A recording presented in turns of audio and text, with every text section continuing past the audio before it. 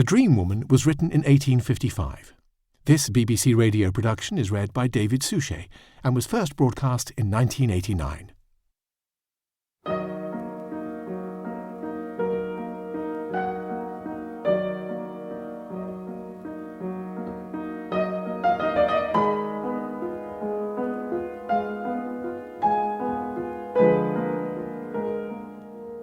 Some years ago, there lived in the suburbs of a large seaport town on the west coast of England a man in humble circumstances by name Isaac Scatchard.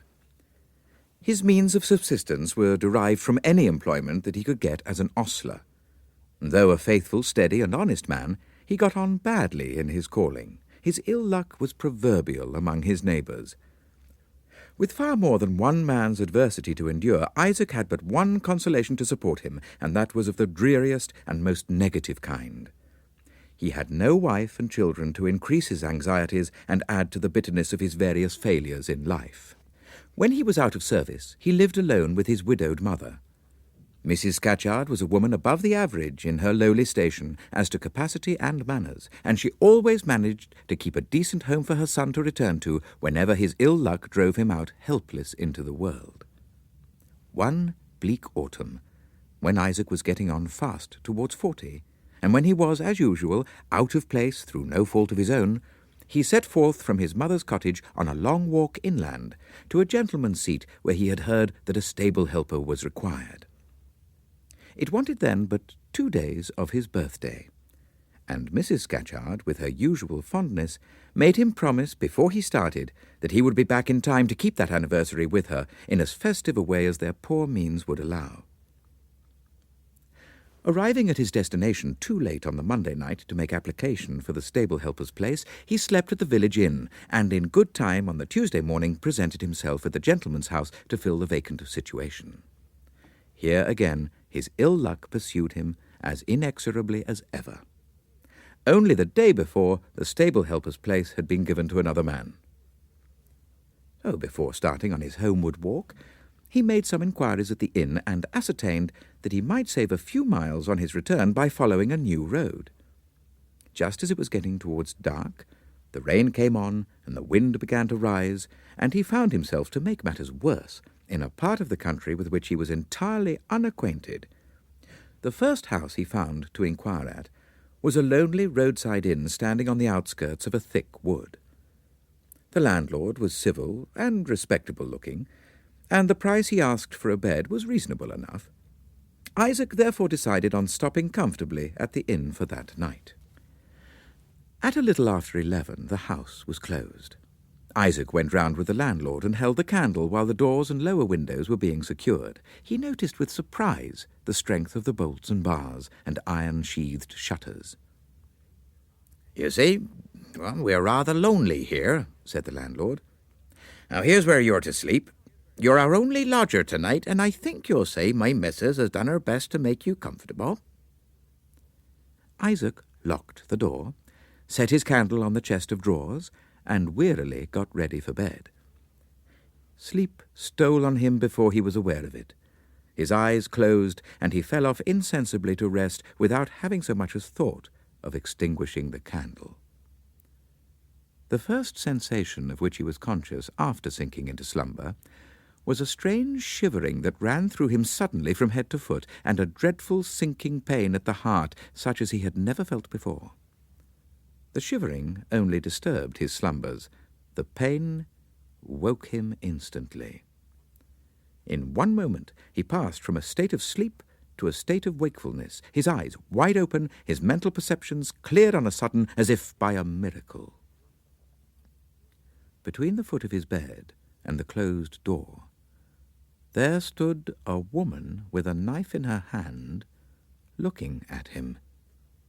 She said not a word as they stared each other in the face, but she began to move slowly towards the left-hand side of the bed. His eyes followed her. She was a fair, fine woman, with yellowish flaxen hair and light grey eyes, with a droop in the left eyelid. Speechless, with no expression in her face, with no noise following her footfall, she came closer and closer, stopped, and slowly raised the knife. He laid his right arm over his throat to save it, but as he saw the knife coming down, threw his hand across the bed to the right side and jerked his body over that way just as the knife descended on the mattress within an inch of his shoulder. His eyes fixed on her arm and hand as she slowly drew her knife out of the bed. A white, well-shaped arm, with a pretty down lying lightly over the fair skin. A delicate lady's hand, with the crowning beauty of a pink flush under and round the fingernails. She drew the knife out and passed back again slowly to the foot of the bed, stopped there for a moment looking at him, then came on to the right side of the bed where he now lay. As she approached, she raised the knife again, and he drew himself away to the left side. She struck, as before, right into the mattress with a deliberate downward action of the arm. This time, his eyes wandered from her to the knife. It was like the large clasp knives which he had often seen labouring men use to cut their bread and bacon with. For the second time she drew the knife out, concealed it in the wide sleeve of her gown, and stopped by the bedside, watching him. For an instant, he saw her standing in that position. Then the wick of the spent candle fell over into the socket. The flame diminished to a little blue point, and the room grew dark. Then the wick flamed up, smoking for the last time. The fair woman with the knife was gone. With the dreadful conviction of the reality of what he had seen still strong within him, he leapt out of the bed, screaming, "Murder! Wake up there! Wake up!" and dashed headlong through the darkness to the door. It was fast locked, exactly as he had left it on going to bed. His cries on starting up had alarmed the house. He heard the terrified, confused exclamations of women. He saw the master of the house approaching along the passage with his burning rush candle in one hand and his gun in the other. "What is it?" Isaac could only answer in a whisper. "A woman with a knife in her hand, in my room, a fair, yellow-haired woman. She jabbed at me with a knife twice over." Well, she seems to have missed you twice." "Well, I dodged the knife as it came down. It struck the bed each time." The landlord took his candle into the bedroom immediately. In less than a minute he came out again into the passage in a violent passion. "The devil fly away with you and your woman with a knife. There isn't a mark in the bedclothes anywhere. What do you mean by coming into a man's place and frightening his family out of their wits about a dream?" "Well, I'll leave your house. Better out on the road in rain and dark, on my road home, than back again in that room, after what I've seen in it." They parted without a word on either side. Little did the darkness or the cold or the uncertainty about the way home matter to Isaac. He could make nothing of the mystery, had made nothing of it, even when it was midday on Wednesday, and when he stood at last, after many times missing his road, once more on the doorstep of home. His mother came out eagerly to receive him. His face told her in a moment that something was wrong. "I've lost the place, but that's my luck. I dreamed an ill dream last night, Mother. Or maybe I saw a ghost." And he told her what had passed at the inn. His mother's face grew paler and paler as he went on. She never interrupted him by so much as a single word. But when he had done, she moved her chair close to his, put her arm round his neck, and said to him, "Isaac, you dreamed your ill dream on Wednesday morning. What time was it when you saw the fair woman with the knife in her hand?" "Somewhere about 2 a.m. His mother suddenly quitted her hold of his neck and struck her hands together with a gesture of despair. "This Wednesday is your birthday, Isaac, and 2 a.m. was the time when you were born." Isaac's capacities were not quick enough to catch the infection of his mother's superstitious dread. He was amazed and a little startled also when she suddenly rose from the chair, opened her old writing desk, took pen, ink, and paper, and then said to him, "Your memory is but a poor one, Isaac, and now I'm an old woman, mine's not much better. I want all about this dream of yours to be as well known to both of us years hence as it is now. Tell me over again all you told me a minute ago when you spoke of what the woman with the knife looked like." Isaac obeyed, and marvelled much as his mother set down on paper every detail. She then locked up the paper carefully in her writing desk. Neither on that day, nor on any day after, could her son induce her to return to the matter of the dream. Ere long, Isaac grew weary of attempting to make her break her resolute silence, and time, which sooner or later wears out all things, gradually wore out the impression produced on him by the dream. He began by thinking of it carelessly, and he ended by not thinking of it at all. The result was the more easily brought about by the advent of some important changes for the better in his prospects, which commenced not long after his terrible night's experience at the inn. He got an excellent place, and left it only on the death of his master. Thus it happened that Isaac Scatchard returned to his old mother 7 years after the time of the dream at the inn, with an annual sum of money at his disposal sufficient to keep them both in ease and independence for the rest of their lives. On that day, as the evening drew on, Mrs. Scatchard discovered that a bottle of tonic medicine which she was accustomed to take happened to be empty. Isaac immediately volunteered to go to the chemist's and get it filled again.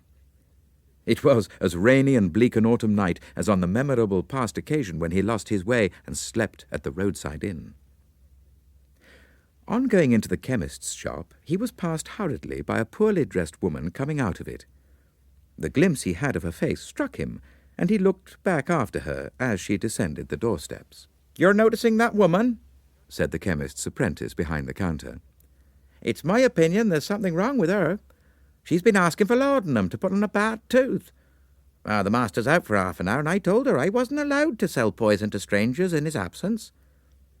She laughed in a queer way and said she'd come back in half an hour.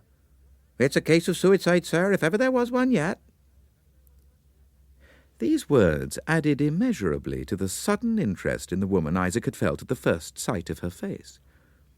After he had got the medicine bottle filled, he looked about anxiously for her as soon as he was out in the street. She was walking slowly up and down on the opposite side of the road. Isaac crossed over and spoke to her.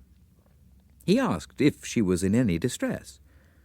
She pointed to her torn shawl, her scanty dress, her crushed, dirty bonnet, then moved under a lamp so as to let the light fall on her stern, pale, but still most beautiful face. Little by little, in answer to his questions, the sad story of the woman came out. There is no need to relate it here. It's told over and over again in police reports and paragraphs about attempted suicides. "My name is Rebecca Murdoch. I have 9p left, and I thought of spending it at the chemist's over the way in securing a passage to the other world." All that Isaac could say in answer to her last reckless words was that he would prevent her from attempting her own life if he followed her about all night to do it. His rough, trembling earnestness seemed to impress her. "No, I won't occasion you that trouble. You have given me a fancy for living by speaking kindly to me. Come to Fuller's Meadow tomorrow at 12, and you will find me alive to answer for myself." The next day Isaac went to Fuller's Meadow. He had done only right in believing her so implicitly. She was there, punctual to a minute, to answer for herself. The last left faint defences in Isaac's heart against the fascination which a word or look from her began inscrutably to exercise over him sank down and vanished before her for ever on that memorable morning. In less than a month from the time when he first met her, Isaac Scatchard had consented to give Rebecca Murdoch a new interest in existence, and a chance of recovering the character she had lost by promising to make her his wife. He announced his marriage engagement precipitately and confusedly to his mother on the day when he contracted it. And poor Mrs. Scatchard showed her perfect confidence in her son by flinging her arms round his neck and giving him joy of having found at last a woman to comfort and care for him after his mother was gone. she was all eagerness to see the woman of her son's choice, and the next day was fixed for the introduction. Punctual to the appointed time, Isaac hurriedly and nervously led his promised wife into the room. His mother rose to receive her, advanced a few steps, smiling, looked Rebecca full in the eyes, and suddenly stopped. "Isaac!" she whispered, clutching him fast by the arm when he asked alarmedly if she was taken ill. "Isaac! Does that woman's face remind you of nothing?" Well, before he could answer, his mother pointed impatiently to her writing desk and gave him the key. "Open it and give me the paper in the left-hand drawer. Quick, quick, for heaven's sake!" Isaac gave her the paper. Something like fear began to steal over Rebecca's face. "Mad! And Isaac never told me." With these few words, she left the room. Isaac was hastening after her when his mother turned and stopped his farther progress. "Light grey eyes," she said, pointing towards the open door. "A droop in the left eyelid, flaxen hair with a gold-yellow streak in it, white arms with a down upon them, little lady's hand with a reddish look under the fingernails. The dream woman, Isaac, the dream woman. Oh, be warned, oh, my son, be warned. Isaac, Isaac, let her go. And do you stop with me?" Something darkened the parlour window as those words were said.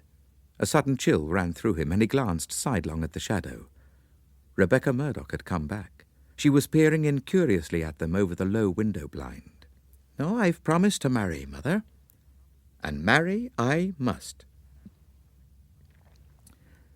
3 weeks after that day, Isaac and Rebecca were man and wife. All that was hopelessly dogged and stubborn in the man's model nature seemed to have closed round his fatal passion and to have fixed it unassailably in his heart. After some quiet months of married life, as the summer was ending and the year was getting on towards the month of his birthday, Isaac found his wife altering towards him. She grew sullen and contemptuous. She formed acquaintances of the most dangerous kind in defiance of his objections, his entreaties, and his commands. And, worst of all, she learned ere long, after every fresh difference with her husband, to seek the deadly self-oblivion of drink. His mother was the first to notice the sad alteration in him, and the first to hear of his last worst trouble with his wife. Her health was failing fast, and greatly deteriorated after seeing that the knife which her son's wife used to cut the bread exactly corresponded to the knife in the dream. Within a few weeks, she had breathed her last. Isaac was present at her death, and her last words in this world were addressed to him. "Don't go back, my son. Don't go back." Well, he was obliged to go back, if it were only to watch his wife. Exasperated to the last degree by his distrust of her, she had revengefully sought to add a sting to his grief during the last days of his mother's illness by declaring that she would assert her right to attend the funeral. In spite of all that he could do or say, she held with wicked pertinacity to her word, and on the day appointed for the burial forced herself, inflamed and shameless with drink, into her husband's presence and declared that she would walk in the funeral procession to his mother's grave. This last worst outrage, accompanied by all that was most insulting in word and look, maddened him for the moment. He struck her. The instant the blow was dealt, he repented it. "No man has ever struck me twice, and my husband shall have no second opportunity. Set the door open and let me go. From this day forth we see each other no more." Before he could answer, she passed him and left the house. He saw her walk up the street. Would she return? All that night he watched and waited, but no footstep came near the house. The next night, overpowered by fatigue, he lay down in bed in his clothes, with the door locked, the key on the table, and the candle burning. His slumber was not disturbed. The third night, the fourth, the sixth passed, and nothing happened. He lay down on the 7th, still in his clothes, still with the door locked, the key on the table and the candle burning, but easier in his mind. Easier in his mind and in perfect health of body when he fell off to sleep. But his rest was disturbed. He woke twice without any sensation of uneasiness, but the third time it was that never-to-be-forgotten shivering of the night at the lonely inn, that dreadful sinking pain at the heart, which once more aroused him in an instant. His eyes opened towards the left-hand side of the bed, and there stood the dream woman again? No. His wife. The living reality, with the dream spectre's face in the dream spectre's attitude, the fair arm up, the knife clasped in the delicate white hand. He sprang upon her almost at the instant of seeing her, and yet not quickly enough to prevent her from hiding the knife. Without a word from him, without a cry from her, he pinioned her in a chair. With one hand he felt up her sleeve, and there, where the dream woman had hidden the knife, his wife had hidden it, the knife with the buckhorn handle that looked like new. In the despair of that fearful moment, his brain was steady, his heart was calm. He looked at her fixedly with a knife in his hand and said these last words. "You told me we should see each other no more, and you have come back. It is my turn now to go, and to go forever. I say that we shall see each other no more, and my word shall not be broken." He left her and set forth into the night. The distant church clocks chimed the quarter as he walked rapidly beyond the last houses in the suburb. He asked the first policeman he met what hour that was of which the quarter had just struck. The man referred sleepily to his watch and answered, 2 o'clock.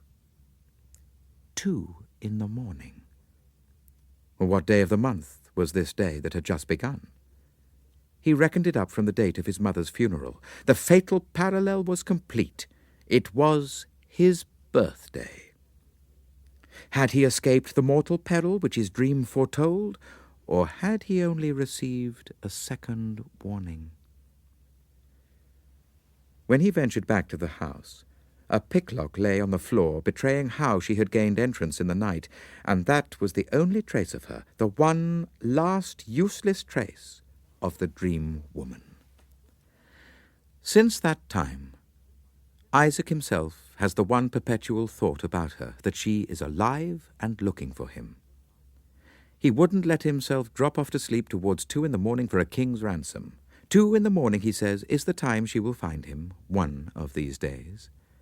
2 in the morning is the time, all the year round, when he likes to be certain he has got that knife safe about him. "She's looking for me," is all he says when anybody speaks to him about the one anxiety of his life. "She's looking for me." Well, he may be right. She may be looking for him. Who can tell? Who can tell?